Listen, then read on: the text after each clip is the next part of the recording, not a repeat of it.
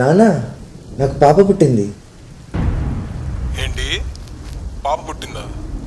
నాకు కావాల్సింది మన వంశాన్ని నిలబెట్టే వారసుడురా. అయినా ఆడపిల్లని ఎవరు పెంచుకుంటారా? మనకొద్దు, ఎవరికైనా ఇచ్చేద్దాం. నాన్న, నువ్వు ఇప్పుడు ఈ మాట అనే ముందు నీకు జన్మించింది కూడా ఒక ఆడదే అని గుర్తుంచుకున్నాను. నువ్వు వద్దు అన్నా గర్వంగా పెంచుకుంటా.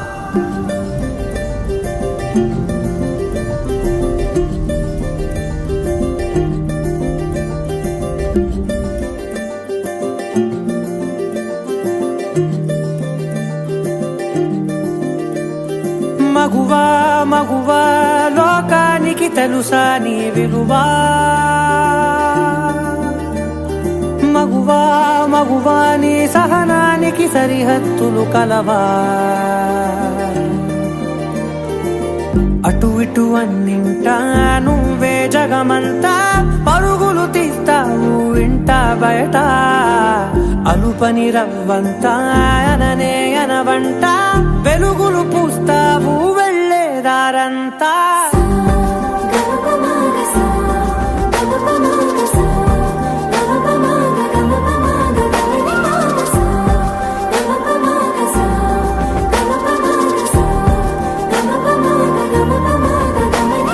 మగువా మగువా లోకానికి తెలుసా నీ విలువా? మగువా మగువా నీ సహనానికి సరిహద్దులు కలవా?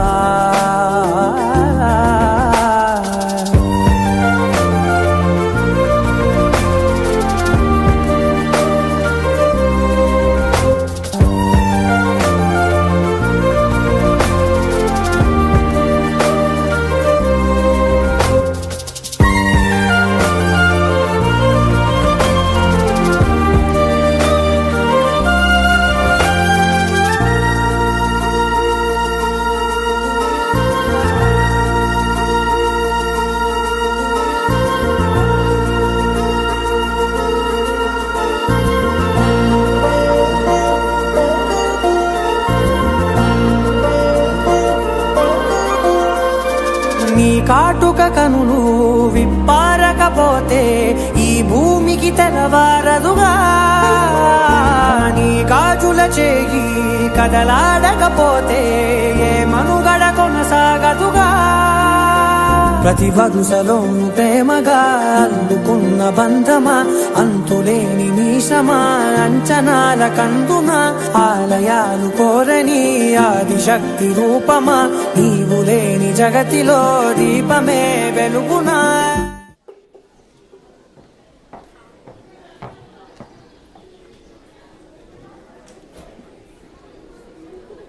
ఆడవాళ్ళకి ఎందుకండి ఈ జాబులు? శుభ్రంగా ఇంట్లో కూర్చోకుండా. ఎవరి గురించి మాట్లాడుతున్నారు సార్? మా మామయ్య గారు అమ్మాయి అండి. పెళ్లి చేసుకోకుండా జాబ్ అంటూ ఎప్పుడు ఎక్కడికి వెళ్తుందో తెలియడం లేదు. నిజమే కదండి చెప్పింది.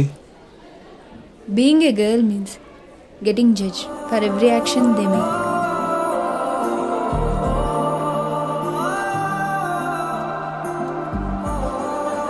అంటే ఒక అమ్మాయిగా ఉండడం అంటే తను చేసే ప్రతి పనికి సమాధానం చెప్పాల్సి వస్తుంది. నీదగులాలనలో ప్రియమగు పాలనలో ప్రతి ఒక్క మగవాడు పసివాడేగా. ఎందరి పెదవులలో ఏ చిరునవ్వున్నా ఆ సిరి మెరుపులకు మూలం నువ్వేగా.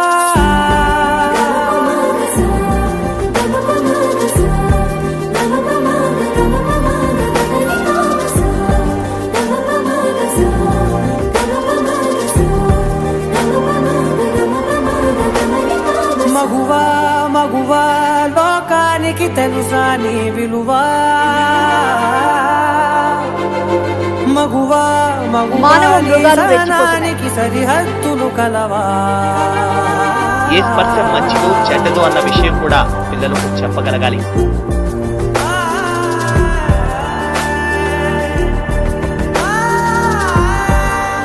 ఈ జనరేషన్లో ఆడపిల్లలకి బస్సుల్లో, కాలేజీలో, సొసైటీలోనే కాదు అమ్మ కడుపులో కూడా సేఫ్టీ లేకుండా పోతుంది. ఆడపిల్లల్ని కనాలంటే రెస్ట్రిక్షన్స్, పెంచాలంటే భారం, చదివించాలంటే నేరం, పెళ్లి చేసి ఒక ఇంటికి పంపాలంటే భయం. ఒక విగ్రహానికి పూజ చేసి దేవత అంటాం, కానీ అదే దేవత లాంటి ఒక ఆడపిల్ల మన ఇంట్లో పుడితే వద్దని వదులుకుంటున్నాము. ఆనాటి సామ్రాజ్య విస్తరణలోను స్వాతంత్ర పోరాటాల్లో పురుషులతో సమానంగా ఝాన్సీ లక్ష్మీబాయి, సరోజినీ నాయుడు, సావిత్రిబాయి పూలే వంటి స్త్రీమూర్తులు వాళ్ళ సామాజిక కట్టడాలను అధిరోహించి స్వాతంత్రం తీసుకురావడంలో కీలక పాత్రలు పోషించారు. అదేవిధంగా ప్రస్తుత కాలంలో స్త్రీలు అన్ని రంగాల్లో మగవాళ్ళకి దీటుగా తమకంటూ ఒక స్థానాన్ని ఏర్పరచుకుంటున్నారు.